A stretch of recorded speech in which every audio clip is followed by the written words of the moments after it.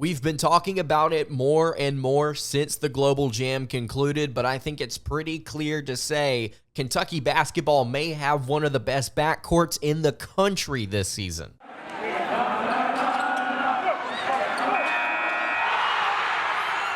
You are Locked On Kentucky, your daily podcast on the Kentucky Wildcats, part of the Locked On Podcast Network, your team every day. All right, what is going on, Big Blue Nation? Welcome on in to Locked On Kentucky, your daily Kentucky Wildcats podcast. I'm your host, Lance Dawe, writer for Sports Illustrated for various SEC-related things. But on this podcast, we take a dive into all things Kentucky athletics. On today's episode of Locked On Kentucky, we are going to be taking a look at the Kentucky Wildcats 2023 backcourt depth chart. I'm going to be doing this for a very specific reason that I'm going to get into in just a second. It could be one of the best in the entire nation. Zvonimir Ivicic has officially joined the roster for the Kentucky Wildcats. John Calipari has commented on it. I want to talk a little bit about Zvonimir because I think that some people out there are not as excited about him as they should be. In fact, I've seen a couple of different places projecting Kentucky basketball's lineup and just not having him even in the 2 deep. I believe 24/7 Sports recently put out a piece projecting that lineup that I'm just a little confused by. So we're going to dive into that also on today's episode. Thank you so much for making Locked On Kentucky your first listen every single day. Want to remind everybody out there that we are free and available on all platforms. If you're watching on YouTube, would really appreciate it if you subscribe to the show. No camera today because I am not at home. Apologies for that, but I've got some big news that I want to share with you guys if you're listening to this on podcast. It is official. I tweeted this out just earlier today. I have officially joined Wildcats Today of Sports Illustrated. I will be writing over there from here on out. I'm very excited for the opportunity, very excited to join the group there alongside Zach Blackerby and Andrew Stefaniak. We're going to be putting out a lot of different Kentucky content, and you're going to see a lot of my podcast over there as well. So if you want to check out wildcatstoday.com underneath Fan Nation of Sports Illustrated, you can check that out and see some more Kentucky basketball content that I will be writing about. So I'm really excited to get started with that. I already have a piece up that I want to discuss today. And like I mentioned earlier, it's Kentucky's 2023 backcourt depth chart. Now, I know the kind of trend that we've been going through here, like just kind of recapping what has happened since the clock hit zero against Kansas State, March 19th, in the round of 32 of the NCAA tournament. We have been kind of, working our way back every single time we talk about this backcourt to that moment.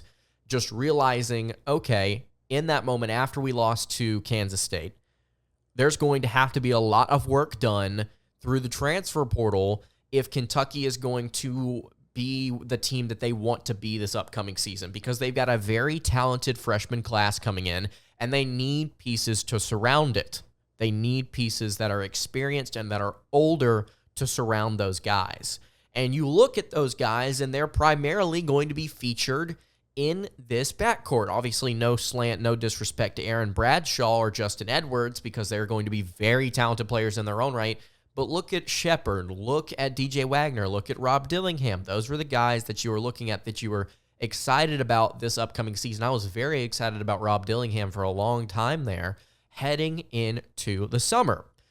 And there was kind of a frustration with Antonio Reeves of saying, okay, well, he either needs to pee or get off the pot, kind of, we need him to make a decision in order for Kentucky to kind of finish filling out their roster. He ended up coming back, I think, much to the approval of the Kentucky Wildcats fan base, and he ended up playing really, really well during the Global Jam, and now all of a sudden we enter post-Global Jam preseason time here. After all of this drama, all of this commotion of people melting down over certain things and getting upset and worked up over things not necessarily turning out well, and now you look at this backcourt, and I truly do think it could be one of the best in the country. I said this in the article. Again, it's wildcatstoday.com. I think that while Kentucky has a lot of inexperience on this roster, John Calipari has offset that lack of experience with talents. And I want to break down these different guys here and just kind of walk through why that is. I want to start here with the point guard position at the number one position, which I think is kind of funny there. DJ Wagner is going to be your starting point guard this upcoming season. He's going to be the number one.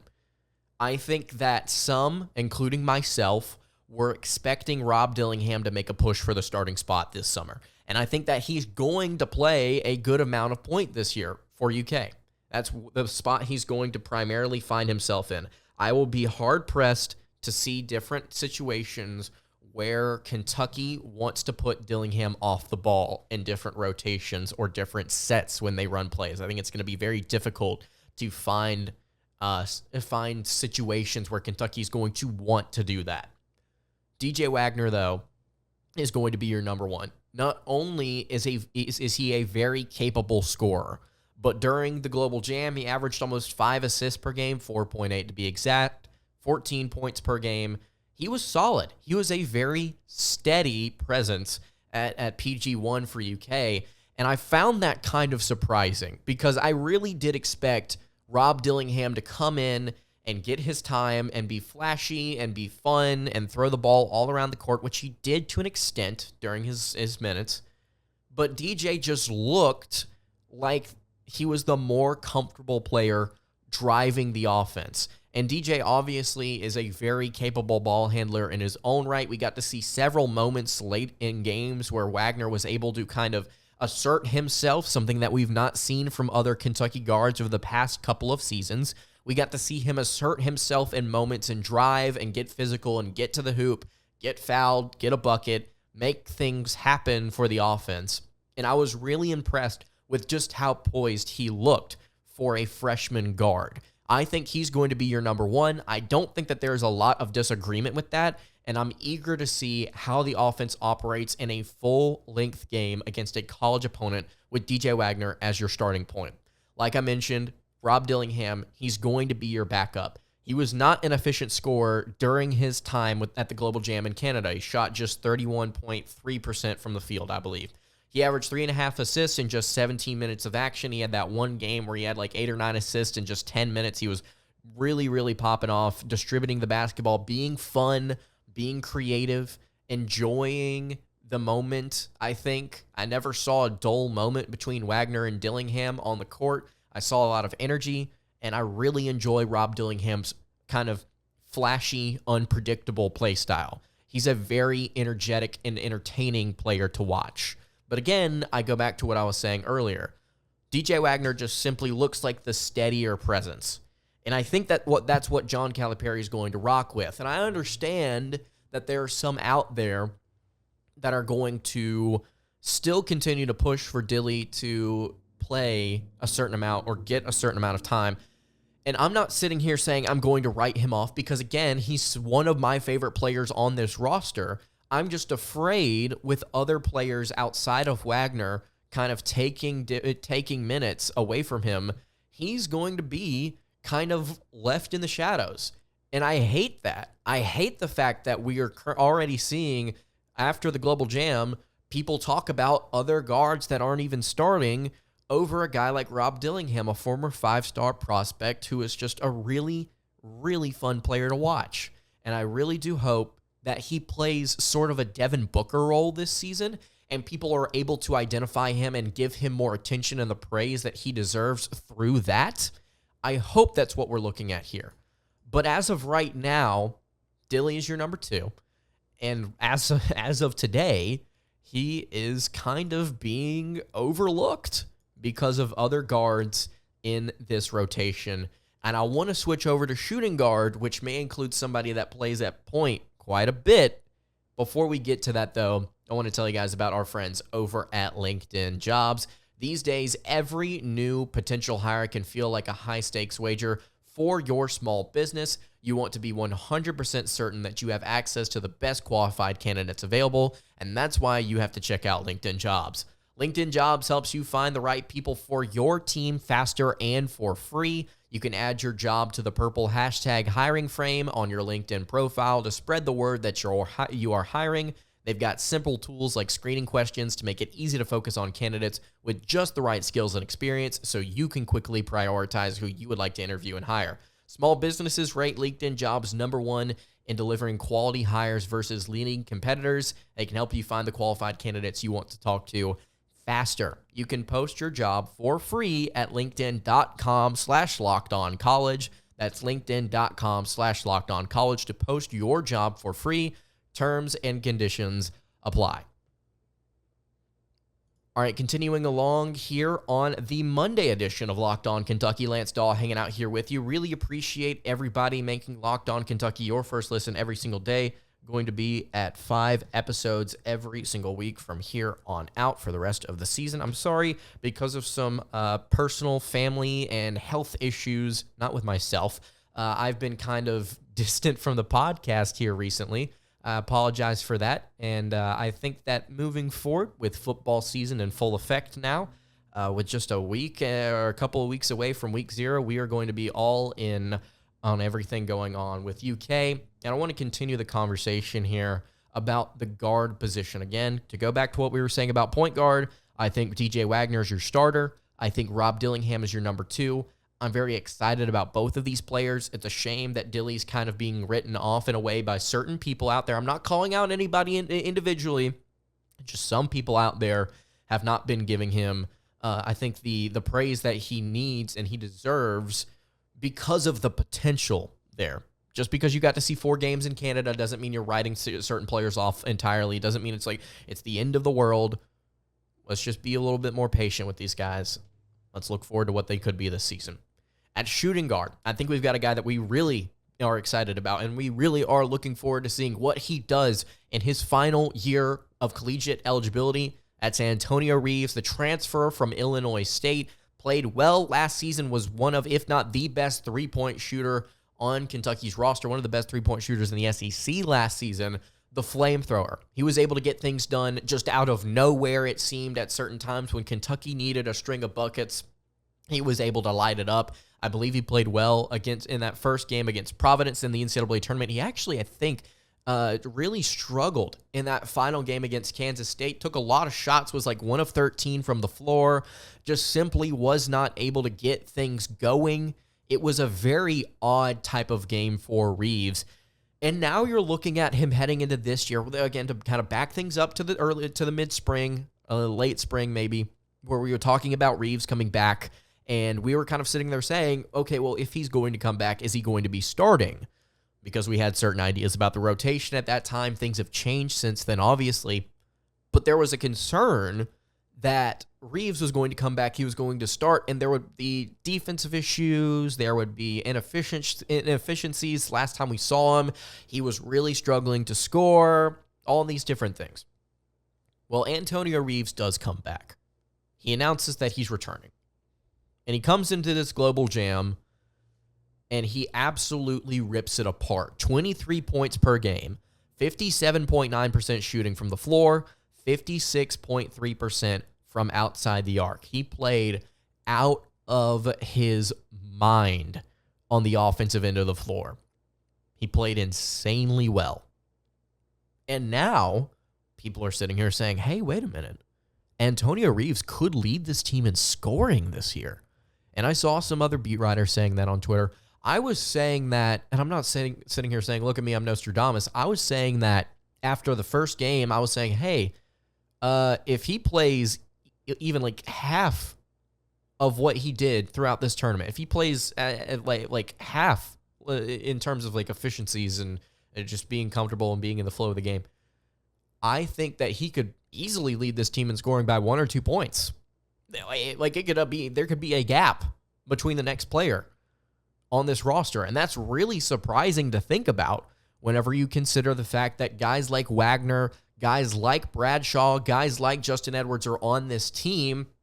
You're probably going to have 3 or 4 different players that are really double-digit scores, but are like legitimate double-digit scores. Like you get a few players in that 13 to 15 point range, and then you have your guy like Antonio Reeves who could legitimately be in the 17 to 18 to 19 range if he's able to really turn things up. And obviously, again, you're not going to shoot 60% from almost 60% from the floor and 55, 56% from outside the arc. That's just not going to happen. It's not going to be the case this year. But it is promising to see that against better competition than the UK faced a year ago outside of the country, that Reeves was able to really get things going.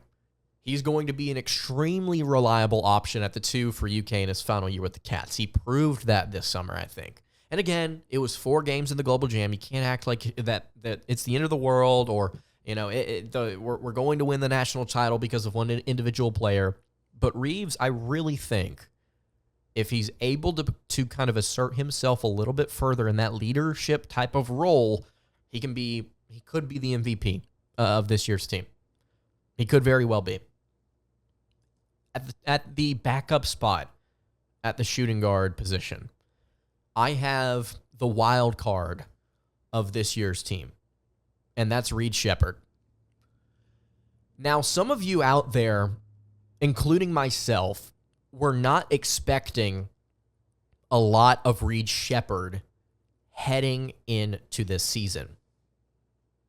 A lot of things changed once Kentucky started practice and you started to hear those reports, you started to see those highlight videos, and you're sitting there saying to yourself on Twitter, hey, Reed Sheppard looks really good. He looks polished. He looks calm. He looks like he's doing all the little things to hustle in between plays well.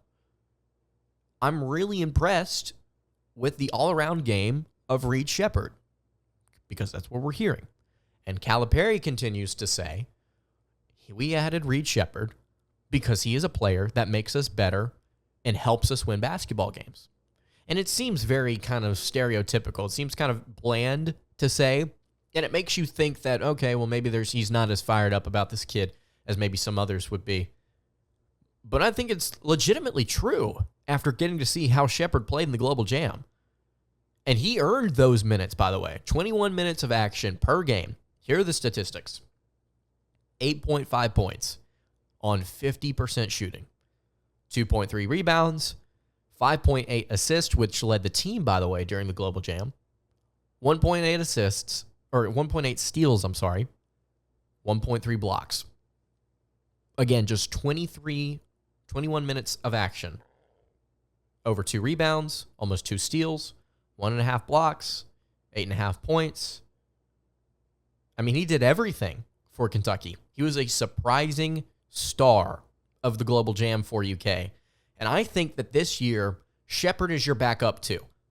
But you're going to see Kentucky rotate him in at the 1. I mean, we got to see it. The dude was averaging 5.8 assists per game. I mean, he was just really doing all you could ask for.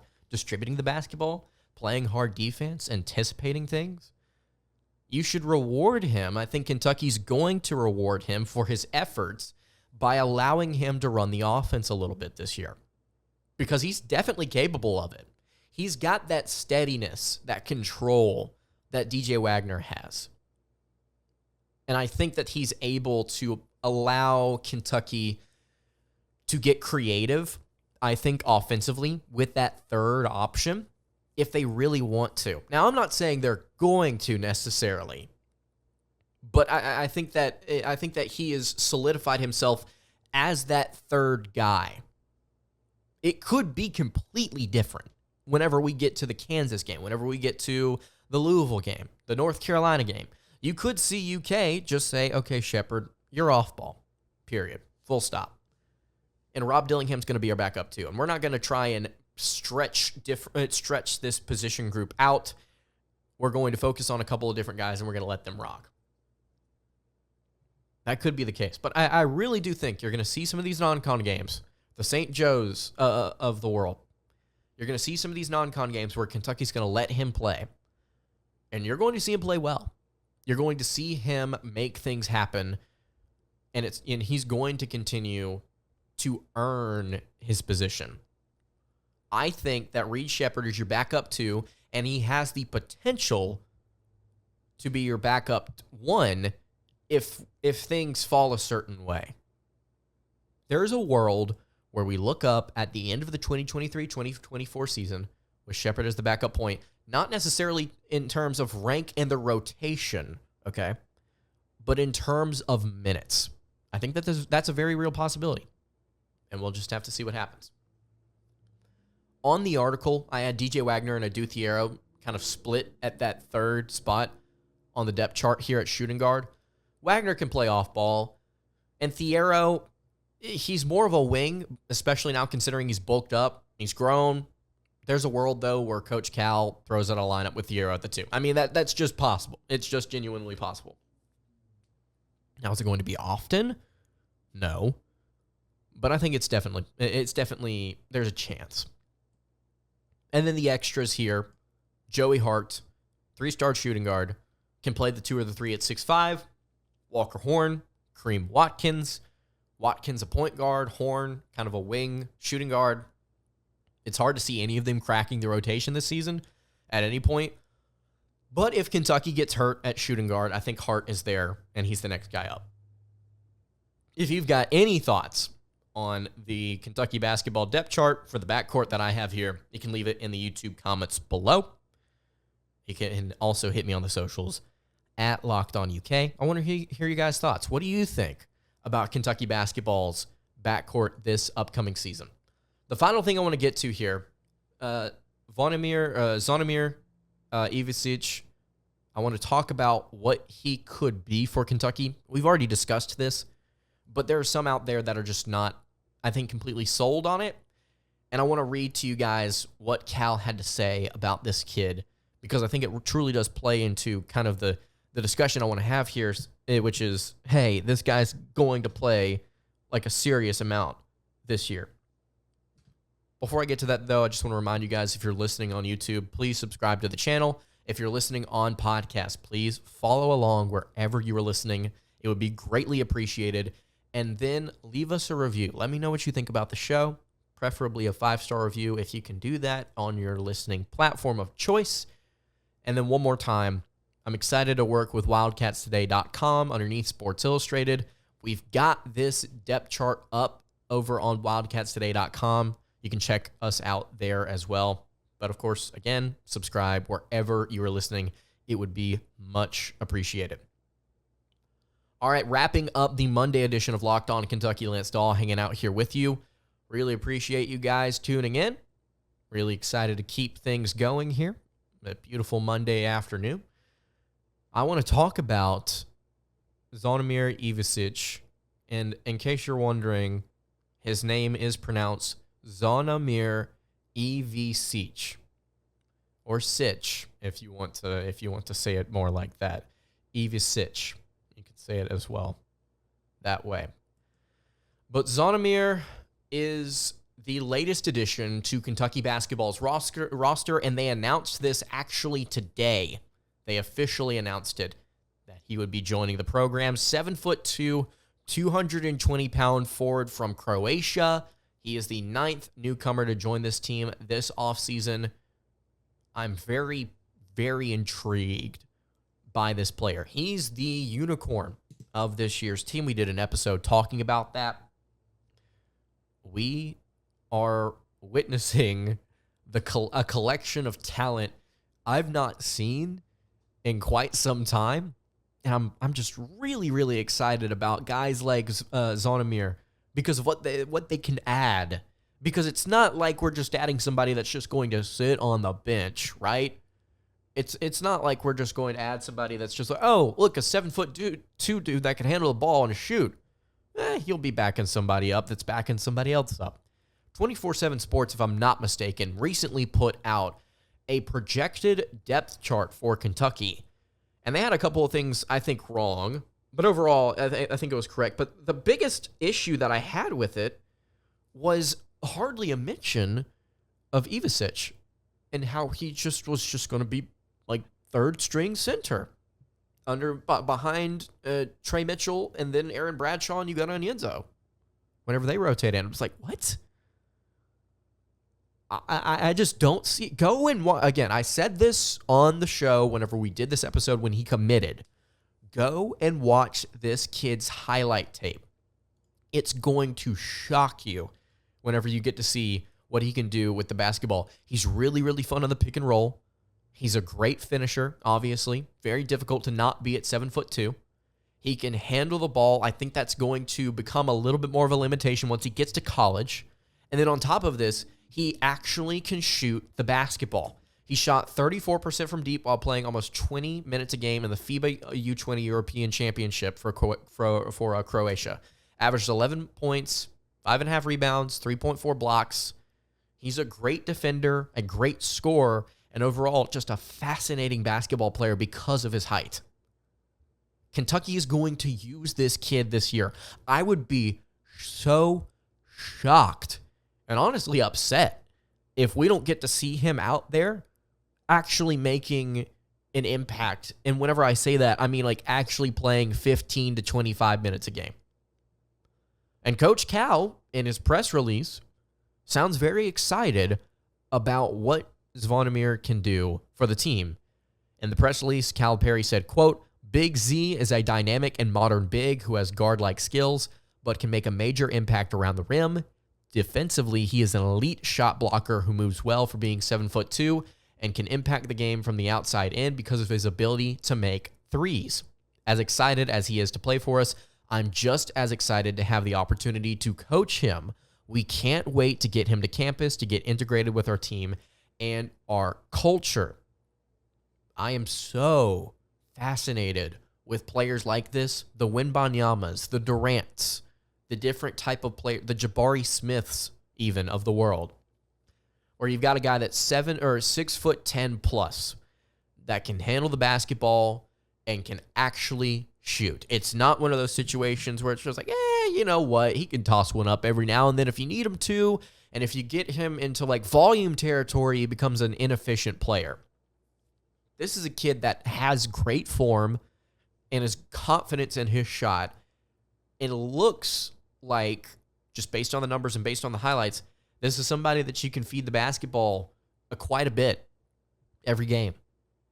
You can get him in the mid-range too. He's got a couple of highlights of having some really nice touch there. I don't think, talked enough about what this kid could be defensively. Again, because of his length. It's one of the things that makes him a really, really interesting prospect is his ability to just lean over people whenever they get past him and just swat their shot into the second row.